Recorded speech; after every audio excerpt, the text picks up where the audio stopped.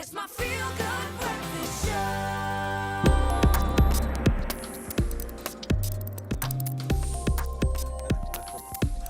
Welcome back. You're live with Expresso. Thank you so much for tuning in. It is a Friday, which means that we can delve into all of those awesome, sometimes bizarre, like this morning, tech stories that have grabbed our attention, and most notably tennis. Janssen van Rensburg, our tech head, looking very dapper today. Thank you so much.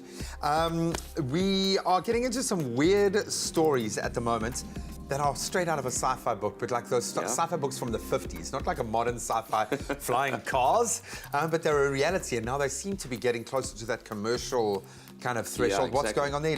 Lydium, a 5-seater electric flying vehicle. Does it have a roof? Is it a drop top? Yeah, no, it has a roof. It has a roof. So it's a company based out of Germany, and they are trying to pioneer this flying car revolution that's mostly going to be used for taxi services. What is the Autobahn not enough? You've already got the fastest highway, biggest highway in the world. Well, let's just go as the bird flies then. 100%. So yeah, they're probably at the forefront of this technology, and they've just released a new video showing one of their first actual test flights. Now, this is obviously a very different looking flying vehicle than the big electric drones, for example, that we've seen in the past. What makes this fascinating is it can take off vertically, as you can see there. It has 36 electric engines that's spanning both of those winglets. Just picture Roger Moore taking off in that thing. It looks like a full-on... No, exactly, and it's great that they've gotten the technology this far. Essentially, when it's ready, it'll be flying 300 kilometers per hour, and it can have a range of about 300 kilometers.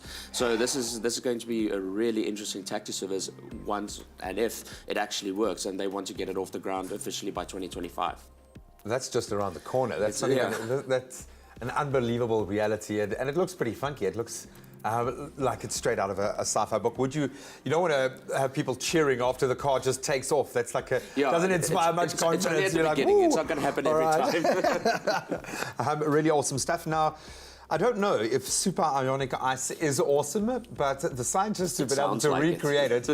If you're going to give a name super, then it's got to be special. But I wasn't aware that there were different kinds of ice to begin with. I thought you like ice in your drink and ice for the ice bucket. Those are the two different. Ice, and then you have melted ice, which is just water, right? So yeah, apparently there's about 20 types of ice, and these different types exist in different conditions. So depending on how quickly you lower the temperature to freeze the water, how much pressure is applied at the time of freezing, a bunch of variables, and essentially it means it behaves differently and it's got different characteristics, these different types of ice. So the ice you use in your frozen latte would be a type 1 ice, a normal piece of ice. An entry level ice, that'll be out. And the super ionic ice that they've recreated in the lab, so they think is the first time it's ever existed on Earth, because it doesn't exist here naturally. And they've done it by pointing very strong lasers at this water droplet, essentially, and freezing it really, really quickly.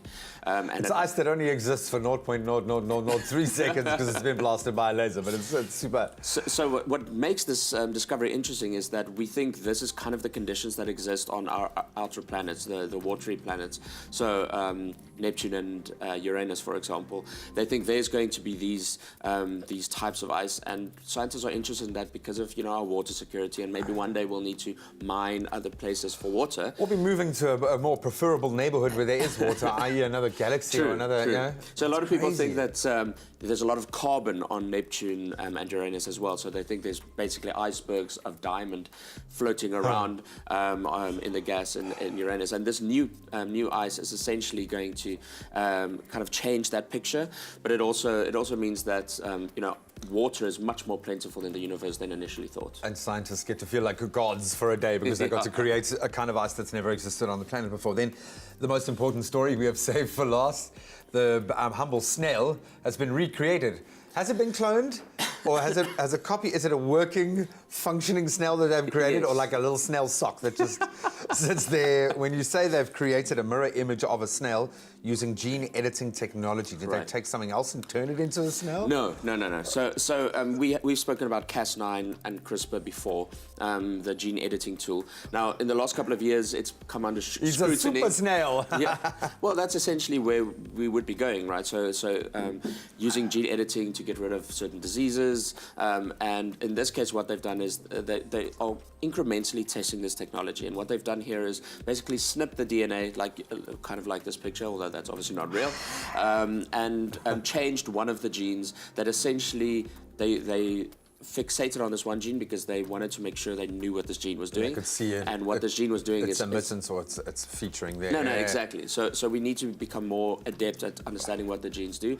This was for the spiral on the snail, on the shell of the snail. Did they take its spiral away? No, they flipped it around. So now it's spiraling clockwise and not anti-clockwise like most of these snails always do. So it is encouraging that we're starting to understand individual genes a lot quicker and a lot Guys, better. and this is, before you get onto a high horse, I mean, this is not an ethical, moral dilemma. This is possibly going to cure some of the most rampant diseases and mental conditions. Exactly, it really that's is what we're amazing. hoping. Just picturing one snail going the opposite direction now. All snails go left, this one snail goes right. Those were 3 awesome stories. Thank you so much. You can let us know if anything is catching your attention, blowing your mind at the moment. Maybe you can tell us, would you like to clone a snail? Would you like to take a trip in a flying car? Can you see yourself mining on another planet? This is where the world is today.